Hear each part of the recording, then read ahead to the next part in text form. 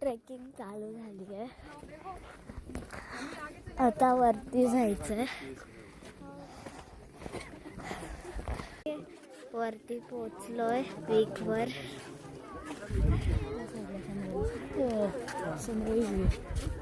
हे बघा सनराइज. हे सगळे क्लाउड्स आहेत जे तुम्हाला दिसत आहेत.